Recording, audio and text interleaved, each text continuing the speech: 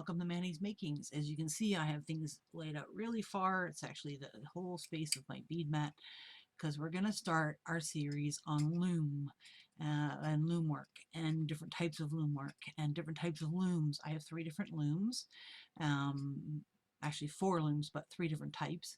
So I'm going to today talk about looms and sort of the different purpose of looms and what you can do with those looms and that kind of thing, so that you can, either go get what you need to have a loom or whatever. So I just wanted to show you some loom pieces, and this one was done on a different loom than this one was done on, and this one was done on, these two were done on a different loom again. So they have different looks, they're different beads.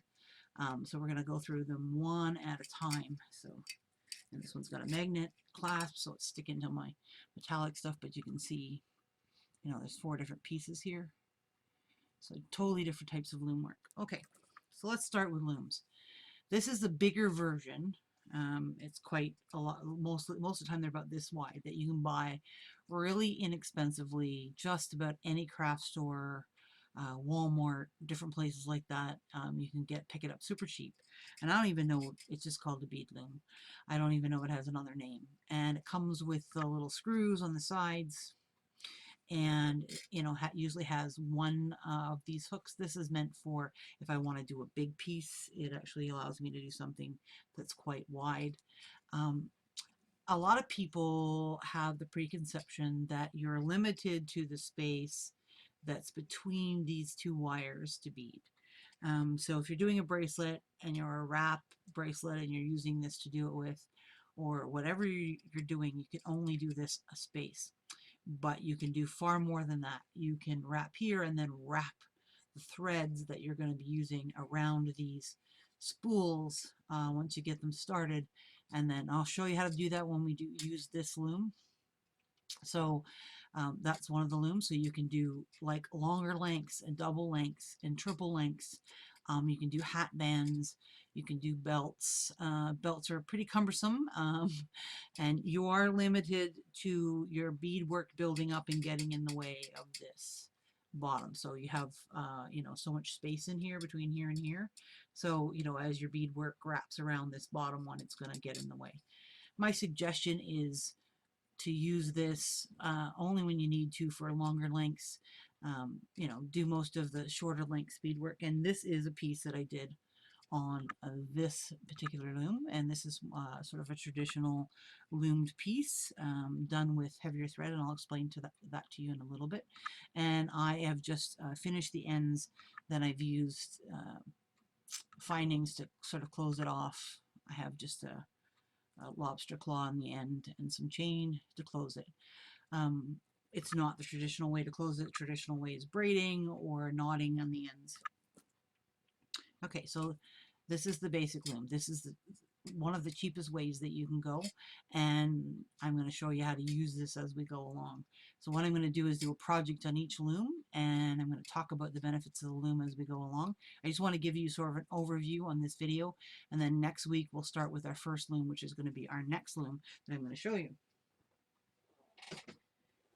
So our next loom, I actually have some cord set up on it. This was meant for looming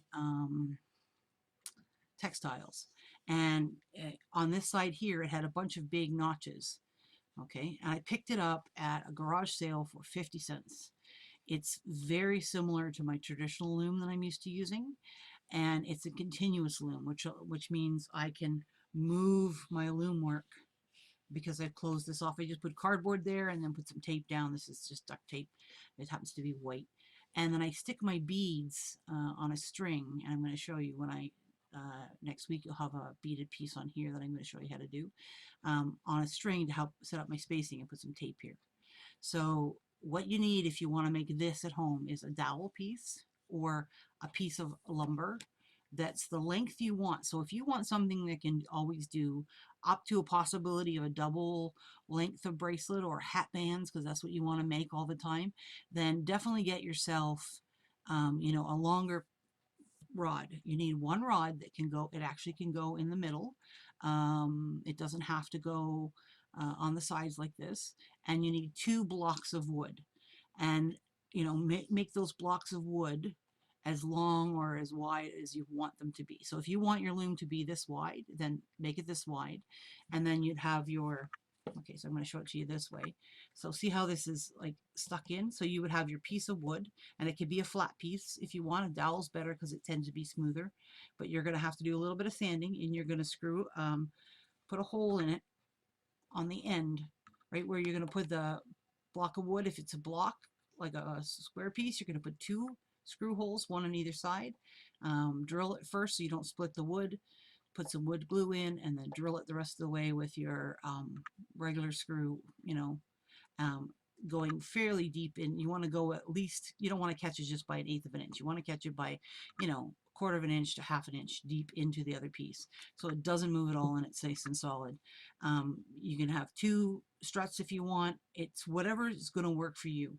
But you want 2 struts, you want 2 flat pieces. So I call these struts. So you have 2 side pieces, 2 flat pieces. And if you use it with the side pieces round like this, then you could actually do shorter stuff this way on the loom and use the round sides instead of the, so this becomes, it's literally just a piece of wood that's blocked up.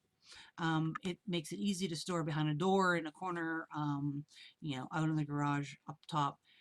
Once you get your pieces cut, whatever length, if you want them little 6-inch blocks, you want them 8-inch blocks, I'll post a picture in this video right now of what the traditional loom looks like, so you'll really get the idea. But this is sort of a garage sale 50-cent find that functions exactly the same way as a traditional loom functions. Historically, it was done with a piece of willow that was moved into a bow, like a bow shape, like, bow and arrow bow. And the cords were strung, much like you see the Mayan women and women in South America do when they're doing their loom work. Like a backstrap loom, basically set up the same way, where they have the one point fixed on the loom and the other point towards their belly, and they're working on the piece, and they move it, as they go. And it was kept tight between the 2 parts of the flexible willow branch. That was historically how it originally started, with shell beads and bone beads and special stones and that you would find, mostly shell and bone, um, antler, that kind of stuff, which is still bone. But that was where it started, with those types of decorations on their clothing. The other thing that I need to tell you about this, as far as the actual loom is concerned, is that there's, in the newer way of looming that's non-traditional, the finer the thread, the happier everybody is. And I'm finding they're getting smaller and smaller, um, Eslon and literally thread like Nymo and stuff. And some of our native traditional pieces that we make, that we wear nowadays, for powwows and things like that, and for dance competitions and whatever, we are now using Nymo. But traditionally it was done as a much heavier thread. So this is actually cotton, and this is a number 3 crochet cotton. And so everybody's like, wow, that's pretty heavy. Like, this is pretty heavy. And I'm going to show you this piece, which is the metal one. This is done with a number 3 crochet cotton. And hopefully it'll come in. See how thick that seam is on the side? But the thing is that it becomes a piece of material. I can beat the heck out of this sucker, and it's never going to come apart. Unless I take it and cut it, and even then it would be really tough to do that. And you can see, if you look at it, you can see the threads between the beads. Hiding the thread wasn't the game. It was to make something sturdy, because beadwork was worn generation after generation. It was passed down. It had meaning and significance. It was the workhorse. You'd have a beaded strap that could be used, and the extra leather would be hung off of it, and the leather would be used to tie bundles, and then carried on the forehead. And it had to hold up to a lot of stuff. Although it was beautiful and decorative, it still had to be functional, really functional. So if you do beadwork on a heavier gauged thread, you're going to get a much stronger, more sturdy product that's really going to hold up to a kicking, and it'll take a lot more beading. So if you're using it as a belt, or you're using it as a, on the front of a bandolier bag that's going to have stuff in it, or you're using on the outside of a medicine bag or a pouch or whatever, it's going to hold up really, really, really well. Now, the thing is with the thicker threads, it's much more difficult to weave them back into the piece or to finish them. So I'm going to do my first piece traditionally. I'm going to show you um, one end I'm going to finish one style, on the other end the other style, so that I can show you. This is the sort of more modern style where we use a bead slide clasp, and then the traditional style is the decrease to braiding or knotting on the ends, and then braiding or twisting the cords from there, so that they can be used. Um, yeah, so originally the very old stuff was done with sinew. So the between the willow would be done with sinew pieces, and then it would be, thinner sinew with a bone needle would be used, and the beads were quite large. So, you got to think about how heavier the threads were that were used. So I'm going to show you with heavy threads, and as you can see, this is a beautiful piece of jewelry. It does not look like it's, industrial strength. You know what I'm saying? I can be really tough on this, and for people who are really tough on their jewelry, this is a really good thing to be able to do, is to be able to, increase the thread size. It does make it a little harder when you're weaving, and I will show you when you're, putting your beads on, how you have to go up and over the threads, and I use a shorter needle to be able to do that. But I'll explain all that in my next video. So that's going to be my next video. I'm going to do a much simpler pattern than this, because I want to show you how to do the beadwork itself. Patterns are something that you can design on your own, or come up with online, or whatever you'd like to do. Okay, so this is the traditional, an off knock of the traditional loom, and as I said, I included a picture already that you've seen of what a traditional loom looks like, that people use now in most of our communities. You can use whatever you'd like, to be honest with you, as long as it holds thread. The nice thing about this one is this one here is, mine is 8 inches, so I actually have 16 inches of working surface, because I can move my threads along as I bead. This whole thing slides. It's not tied off. See, it's tied off to itself, not off to the loom.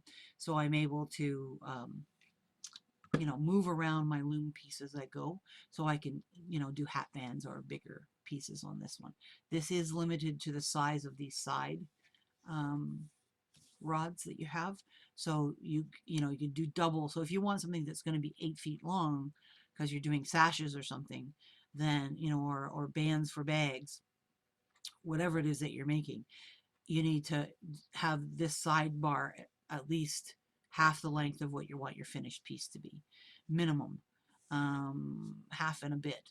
So as I said, we can get more into that. There's so much information I have to give you that I feel like I can't do it all in 1 or 2 videos. So we're going to start with this one, and then we'll move on to the other one. And I know a lot of people are like, I don't want to learn about looms. I just want to go on to making the pieces. I get that. But if you don't understand what your loom can do or how to use your loom, then there's no point.